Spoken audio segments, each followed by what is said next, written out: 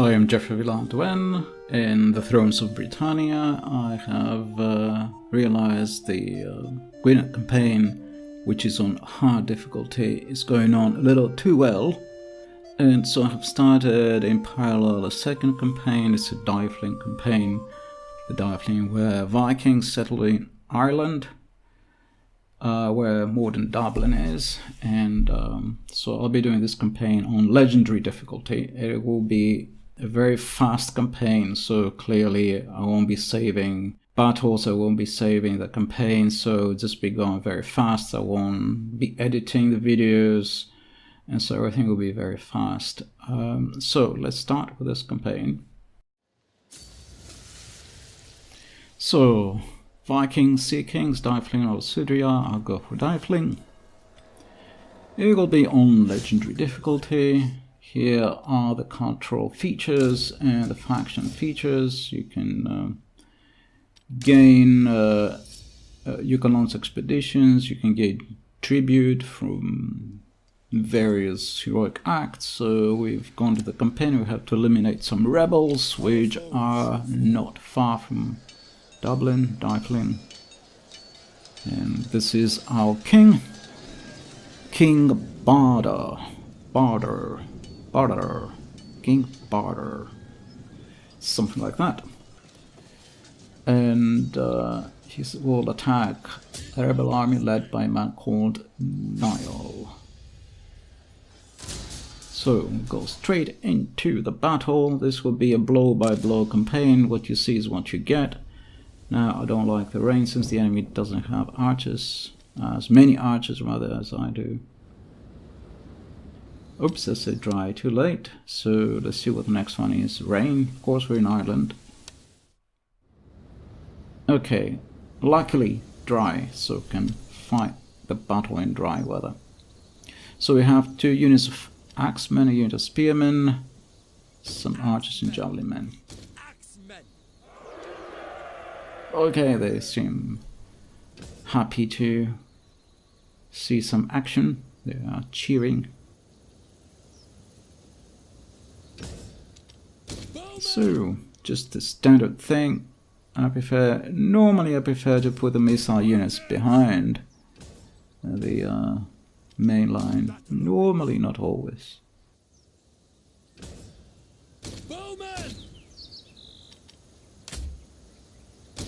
So, I've taken them off skirmish mode. They all block together. And we're off to battle. And I'll go on maximum speed. Now we're hurrying up towards our enemy. Unfortunately, the AI faction sets up his army always a great distance away. Maybe if you want me, I can cut out some of this stuff.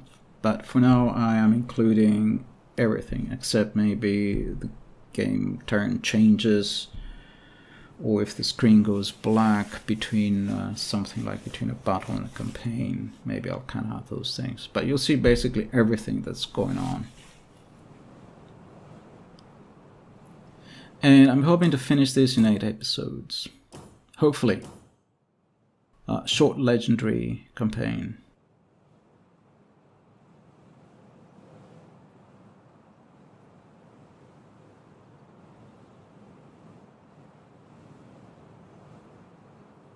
So no zooming in, no close-ups, at least the frame rate will stay high this way. Nobody will complain that the frame rate drops when I zoom into battles.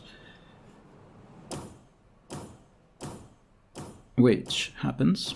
The frame rate drops by half by recording the battle, and then another half by zooming in. So the frame rate is 25% what it should be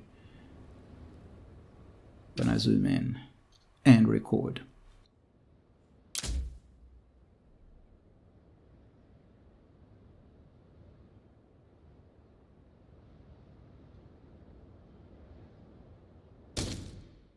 So the enemy is still not responding now, seems to be making some tentative moves.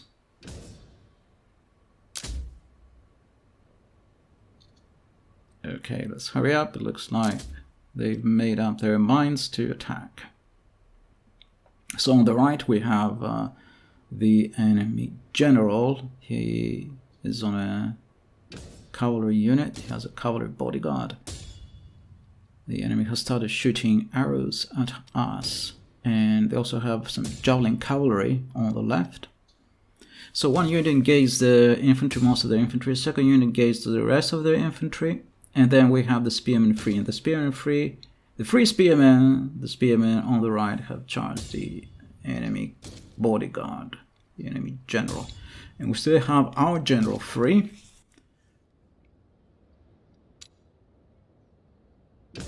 And our missile units are shooting at the enemy javelin cavalry. It looks like the enemy general is retreating. He was losing the fight against our spearmen. And now those archers started shooting at the back of the spearmen. So our spearmen charge the archers. But the archers are running off, so we can rear-end those two units that are engaged on our left. The enemy general has come closer. We can start shooting him with our missile units. Okay, he's joined the melee. That's a very bad idea. One of the units on the left has routed. No doubt it will come back because it's legendary difficulty. So routed units will come back all the time. And so the units on the left have been routed, but it doesn't mean much. So they basically disengage. Now we send all our units in the direction of the enemy general.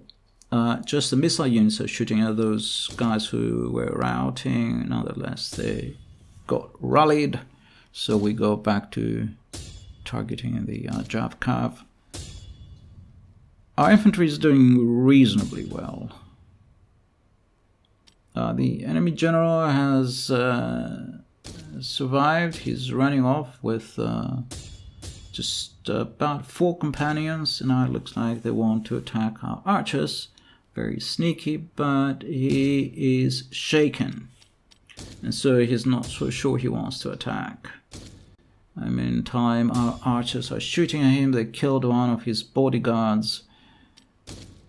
It looks like he's been routed once again. In the center, our infantry has defeated the enemy, and so now our enemy is running off. I was playing the battle on maximum speed. Never mind, it went okay. The bad thing is that a lot of units have escaped, so we had to fight another battle. We don't have any cavalry at this point. As you can see, the enemy had plenty of cavalry and light units, and they ran off. So we lost 128 men. The enemy lost 3 times, about 2.5 to 3 times as many.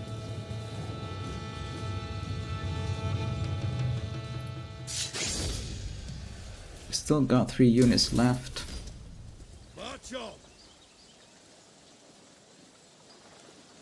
Enemy killed in battle. We gained some tribute. That's the mechanic for Dyflin. When you win battles or you're doing well in the campaign, you gain tribute. And so we attacked rebels a second time. They were trying to run away.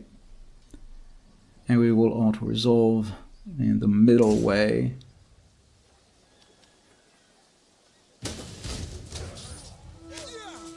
And it looks like that finished them off.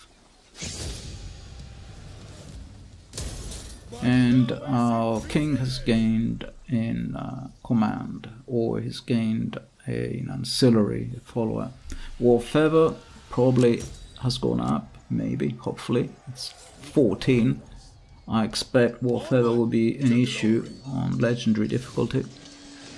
Okay, let's build some things. A ship fort. And we'll build potentially another one here, and some pastures, cattle pastures. And that's probably maybe enough for now.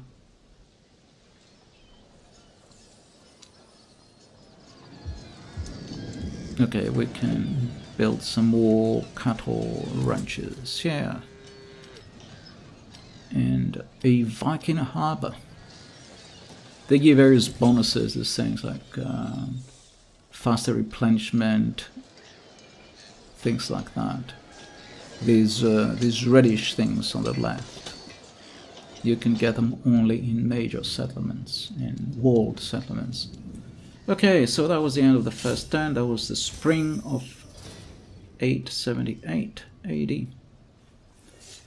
And I'll have to go through millions of factions, so I'm going to cut this part off if you don't mind and jump straight to the start of the next game turn. So we are at the start of the next game turn.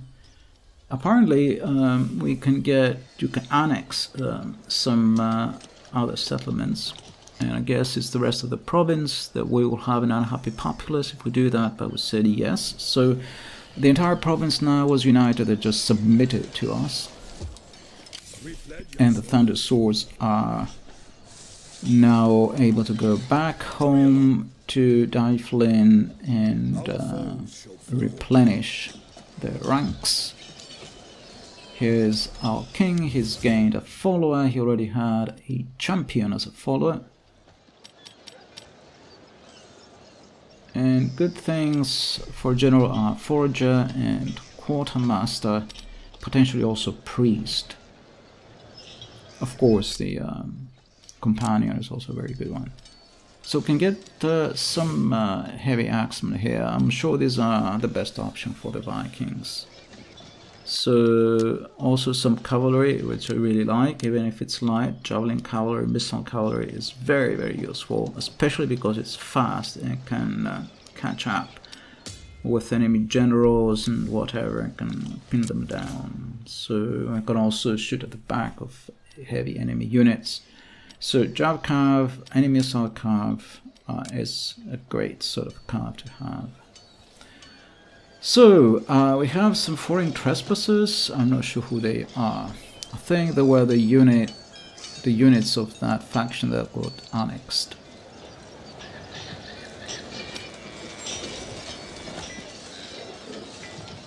So the province of Braga now is fully controlled by our faction. And we moved on to 878 AD. We're in the autumn of 878 AD. I cut off the change in the game turn change.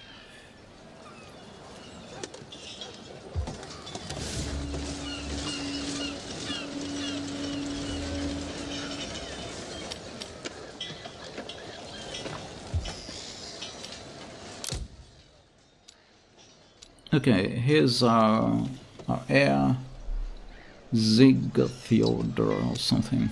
Sigfjordr and Badr. So both our king and our heir are now active generals. And what we can do is both of them get 50% upkeep discounts, and so we can exchange the units, and we can have one of them on the field, the other one training units into Dyflin. And we can make Dyflin our main base for training units.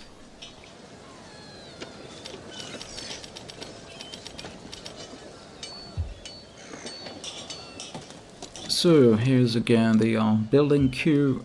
You can probably build something. So more pastures. We basically need to get some food, because at this point we can only recruit about, what is it, about 2, 4, 6, 8, 10, 13 units. 14 with a prince. But it would be nice to have a bigger army. You know, in case so we can create those heavy no, we'll get some light levy spearmen for now. The heavy spearmen obviously will be better. Okay, we'll get a heavy spearman as well.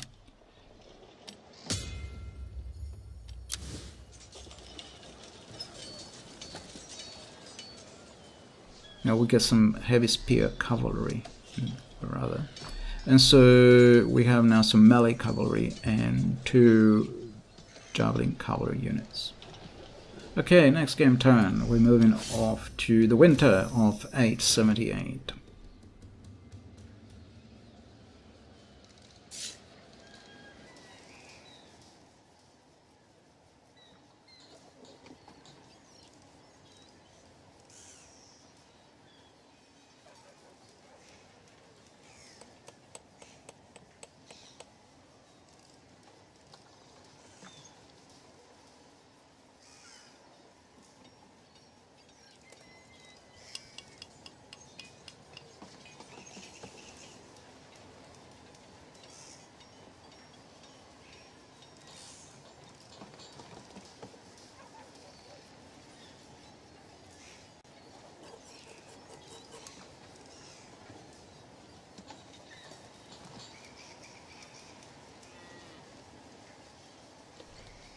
Blade is out at sea. They have a fleet out at sea. They are the only ones who seem to be doing anything at the moment.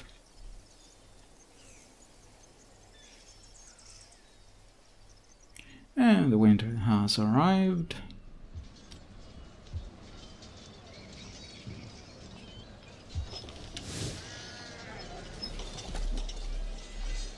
Okay, we have another faction to our left. They have an army in their capital with 15 units. But I should probably be able to take that settlement easily by doing some sneaky moves and drawing the army away and defeating it out in the field. And so we'll build some more kind of food production facilities.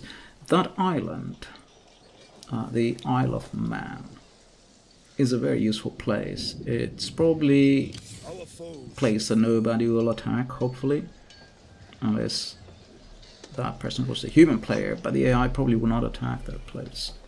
And so it's a nice place to have, very secure. So, back to the recruitment area. We can recruit one more unit. That heavy spear infantry is very expensive.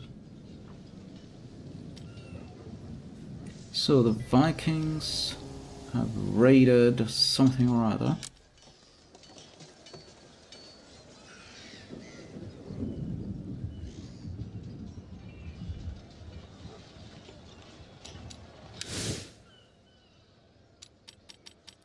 The heavy spear infantry, the spear herdman, is a very expensive unit, but probably that means it is a very good unit as well, hopefully. Elite spear infantry. Looks like it has a lot of defense and reasonable melee skill. So, the governor of Dyflin, named he's the governor of the Isle of Man here, has gained an ancillary.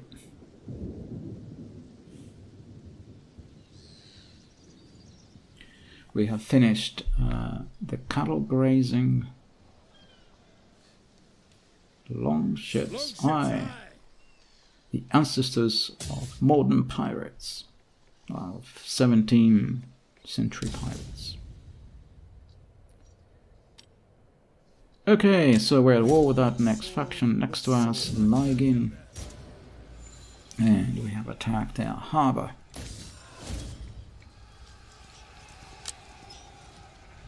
So first we sacked it, and now we can take it, we can occupy it. This will hopefully draw them out of their capital, of their walled settlement. Yes, indeed. That's the plan.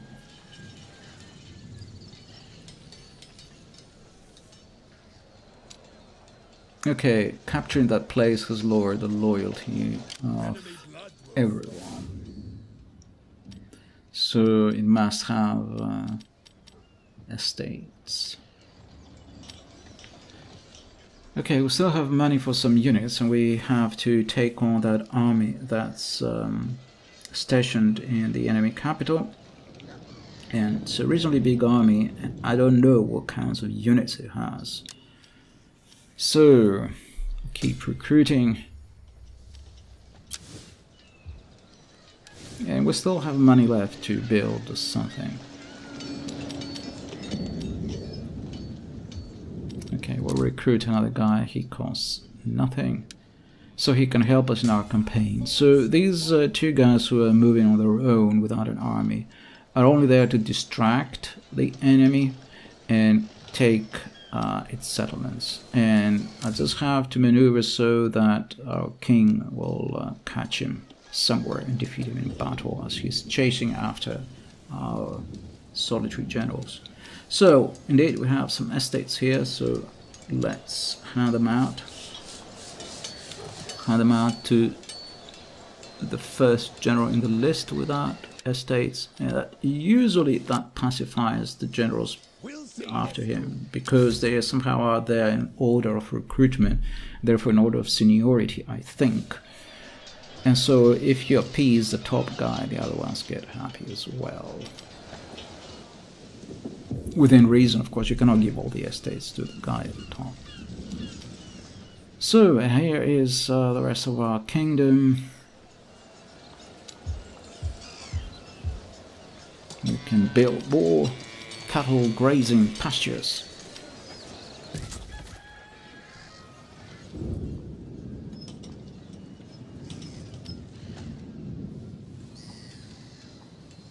Dyflin as a faction also get some slave trading thing. There's a special building, that yellow building you see on the bottom left. Another faction has been destroyed. We moved over to 879, the summer of 879. And here is our family tree. And here is our growing kingdom. We're growing very fast, considering. And it looks like we have another general who's unhappy with loyalty, Rogwald, or Rogwald. So probably we'll hand him over something, so he's gotten that estate.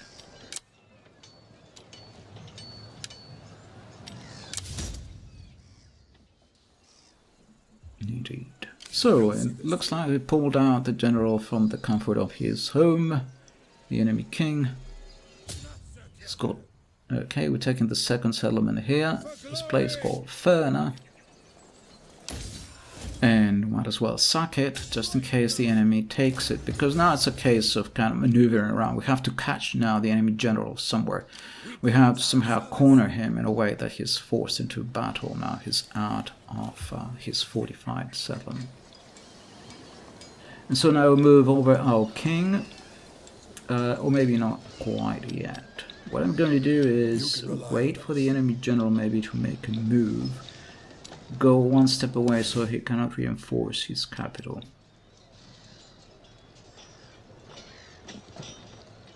And then I will attack the capital.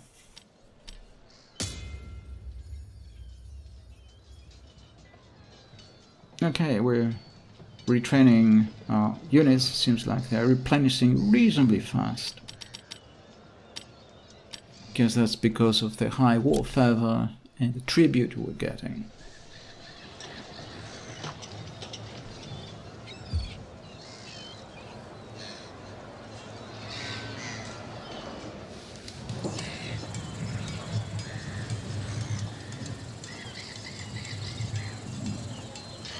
Our foes shall fall.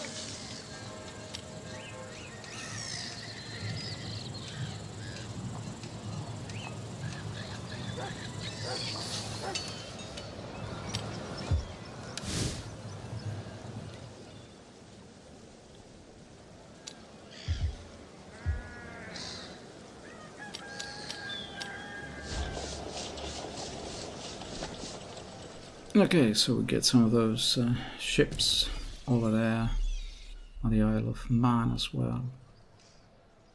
So our enemy is now left down to one settlement.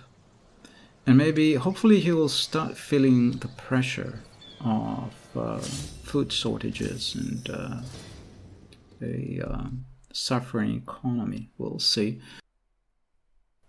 And I stopped the campaign here. For a bit, so I'm starting again, so resume the campaign. You see in the map what's going on. Back where we were.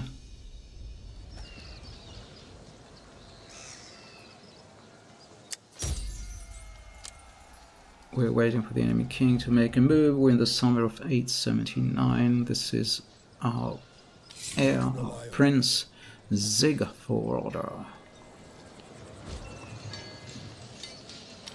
So now we can attack.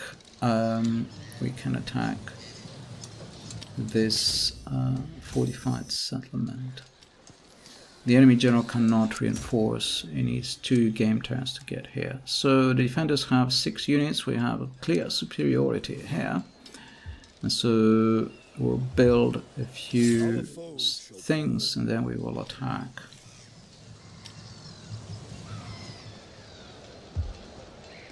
And we've got a new general there. Here's a general recruited earlier. And here's our faction heir. The enemy king is moving towards Tinbear Moor. Okay, some problem around here. Looks like we cannot move very fast in this area. That's all the ground we could cover there.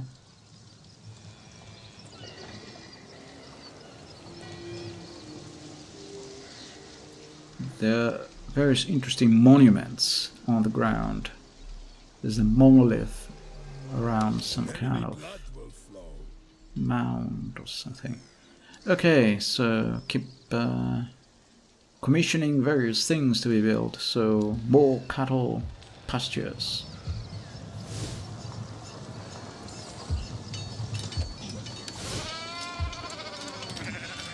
This guy has an interesting name. Sigtrygr. Very Viking-ish. Okay, so it looks like there are a couple of factions that like us. I think they're all Sea Kings. Okay, that's very good. Declaration of friendship, they like that. So this is Sudria, this is our fellow Sea Kings. I am guessing here, I'm not really an expert on the Vikings, but I'm guessing that the Sea Kings split away from the main Norse king. And here's one of the other factions. 2 of the other Sea King factions, they're not playable. They don't want to join us. They don't want to extend a hand of friendship. So that is not very good news for them, because they're next ones. And so finally the enemy king reached this place, Tinbear Moor.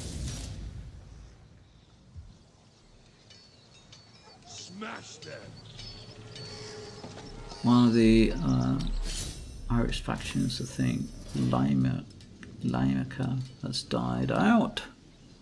And we are now ready to attack Nis, the enemy capital. We have clear superiority.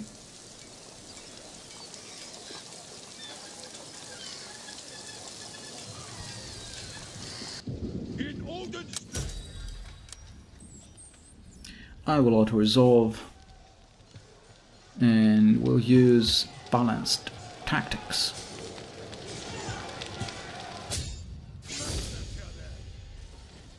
So I'll be flying through this campaign. Not that many battles, no pretty scenes, no close-ups of fighting men fighting or anything like that. So, let's occupy this place. And so now the enemy king's left with 2 small villages, like 2 small estates.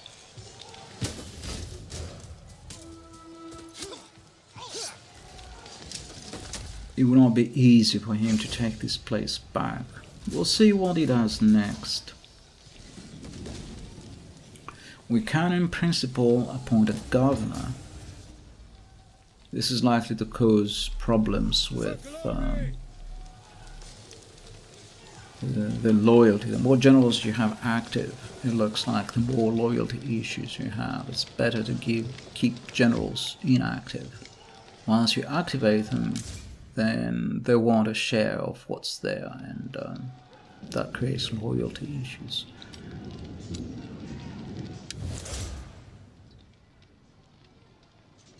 Here's a general who was in our capital in Dyflin. So he'll have to start making some moves himself. Really, whatever is here must be very rugged terrain, because our general here, Zigfroda, can barely move in this sort of area. And here's this place, Castletown, on the Isle of Man. Onward to glory. Rogwald can become a governor of this new province, of the province of Lygen, I suppose.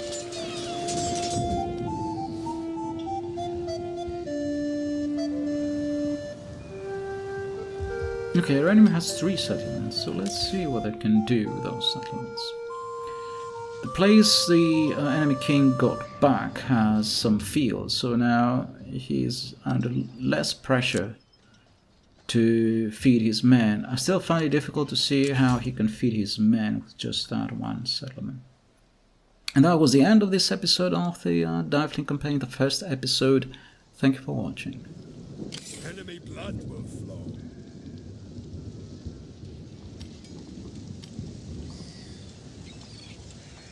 Our foes shall fall.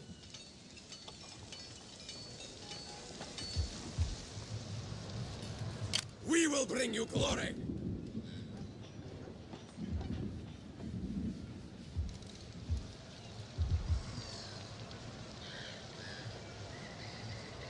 March on!